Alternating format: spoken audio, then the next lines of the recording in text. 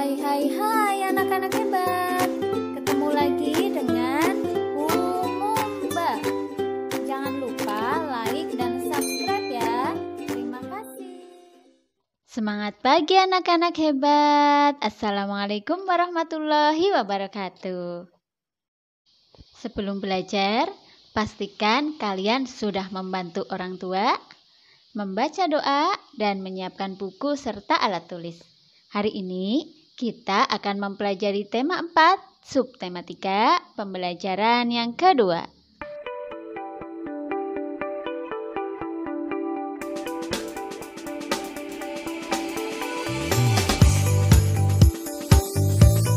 Terima kasih Bu Guru ucapkan kepada kalian yang sudah subscribe dan memberikan komentar dengan kata-kata yang baik dan sopan. Bagi kalian yang belum subscribe, silakan subscribe dulu. Dan jangan lupa nyalakan tombol lonceng agar kalian tidak ketinggalan video pembelajaran berikutnya. Berpikir global, bertindak lokal, apa makna pernyataan tersebut? Ayo kita diskusikan. Anak-anak, amati poster berikut ini dengan seksama. Ada tulisan berpikir global, bertindak lokal. Kemudian ada bola dunia dan beberapa orang yang memakai baju adat sedang berdiri di atas bola dunia. Apa maksudnya ya? Makna dari poster tersebut adalah pemikiran maju dan mendunia, namun tetap bertindak sesuai dengan budaya luhur bangsa kita, yaitu bangsa Indonesia. Kita harus berpikir global dengan cara menguasai ilmu pengetahuan dan teknologi dan perkembangan zaman, namun tetap memegang teguh budaya lokal seperti ramah tamah, gotong royong, toleransi, dan lain-lain. Dengan demikian, kita akan terhindar dari dampak buruk globalisasi. Selanjutnya, mari kita baca beberapa cuplikan berita dari berbagai media berikut ini. Yuk cintai buah dalam negeri. Indonesia terkenal dengan surganya buah. Ada berbagai macam buah yang tumbuh subur di Nusantara ini. Sayangnya, buah-buah lokal ini makin lama makin tergusur karena kedatangan buah impor. Impor adalah mendatangkan buah dari luar negeri ke Indonesia. Tentu saja, buah yang didatangkan dari luar negeri itu bisa menjadi lebih murah di sini karena buah tersebut didatangkan dalam jumlah besar. Ini dapat membuat buah lokal kalah dalam persaingan. Kita lanjutkan dengan cuplikan berita yang kedua. Jangan lupakan pasar tradisional. Hai kawan-kawan di seluruh Indonesia, dalam artikel ini kita akan membahas seputar pasar tradisional. Kita tidak boleh melupakan pasar tradisional dalam maraknya era globalisasi. Seperti contoh, kita pasti lebih senang berbelanja ke supermarket atau mall karena suasananya tidak pengap dan lebih nyaman untuk berbelanja dibandingkan dengan berbelanja di pasar tradisional. Apakah kalian lupa Indonesia dari zaman dulu terkenal karena pemasaran sumber daya alamnya? Dulu hanya ada pasar tradisional yang telah memperjualbelikan berbagai barang, sehingga pasar tradisional merupakan warisan budaya leluhur kita terdahulu. Mungkin pasar tradisional sudah ada sebelum masa penjajahan di Indonesia. Banyak kapal-kapal asing berlayar ke Indonesia karena ingin membeli rempah-rempah yang terjual di pasar-pasar tradisional. Pasar tradisional tidak akan berubah ciri khasnya secara total. Pasar tradisional tak boleh dilupakan. Kita lanjutkan cuplikan berita yang ketiga. Mari gunakan produksi dalam negeri. Menteri ESDM mengkampanyekan gerakan Aku Cinta 100% Indonesia. Secara serempak, seluruh yang hadir dalam acara tersebut memakai batik dan sepatu produksi dalam negeri.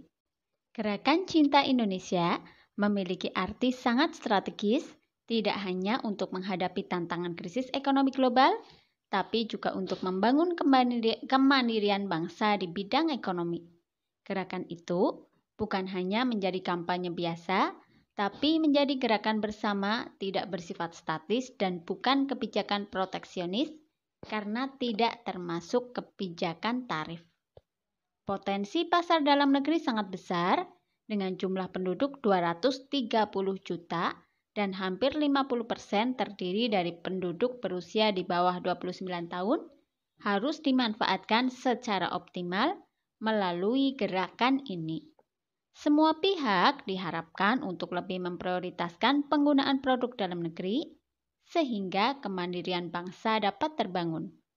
Program kampanye Cinta Indonesia bertujuan untuk meningkatkan apresiasi masyarakat terhadap produk barang dan jasa dalam negeri, serta meningkatkan citra Indonesia di mata internasional.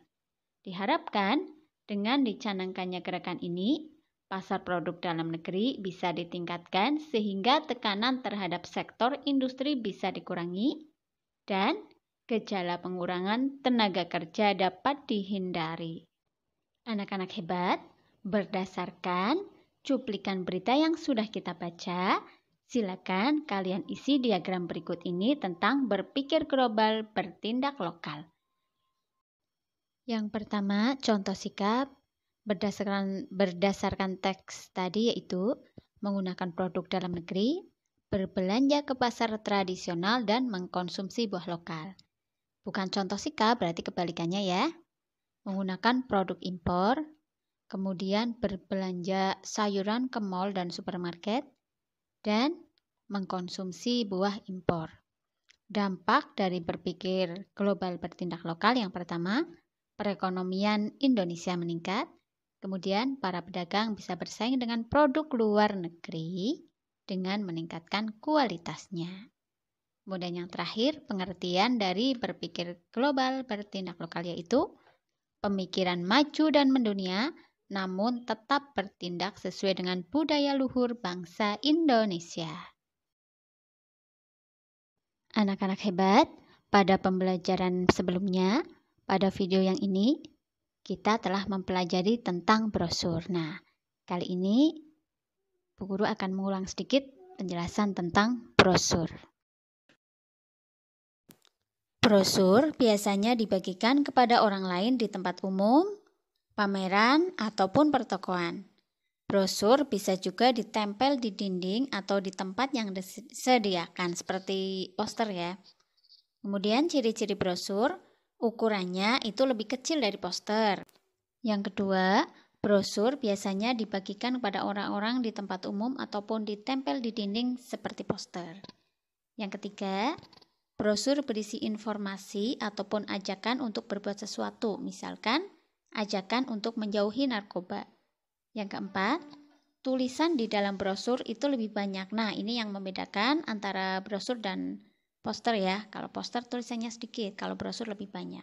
Tetapi brosur tetap dilengkapi dengan gambar. Yang kelima, brosur itu ada yang tidak dilipat, disebut flyer. Ada juga brosur yang dilipat 2 ataupun dilipat 3. Cara membuat brosur yang pertama, kalian tentukan temanya. Kalau kali ini tugasnya sudah ditentukan temanya ya, yaitu tentang katakan tidak pada narkoba. Kemudian yang kedua, memilih jenis brosur yang akan dibuat. Apakah kalian akan membuat brosur tanpa dilipat, lipat 2, atau lipat 3? Karena jenis brosur ini nanti menentukan tata letak tulisan dan gambar ya. Kemudian yang ketiga, menentukan judul yang menarik. Yang keempat, mengatur tulisan agar mudah dibaca. Contohnya seperti ukuran dan jenis hurufnya. Kemudian yang terakhir, menyesuaikan antara ukuran gambar dengan tulisan. Berikut ini adalah syarat-syarat atau kriteria brosur yang baik. Yang pertama, slogan jelas dan mudah dimengerti.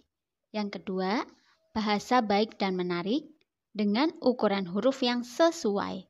Yang ketiga, ilustrasi menarik dan mudah diingat. Kemudian yang keempat, tata letak gambar dan tulisan baik. Sekarang, silakan kalian rancang sebuah brosur yang berisi tentang ajakan menggunakan produk dalam negeri. Yang perlu kalian ingat, brosur itu ukurannya lebih kecil dari poster ya. Kemudian brosur itu tulisannya lebih banyak, tapi tetap ada gambarnya. Oke anak-anak, selamat mengerjakan. Pembelajaran untuk hari ini cukup sampai di sini. Sampai jumpa pada video pembelajaran berikutnya. Wassalamualaikum warahmatullahi wabarakatuh.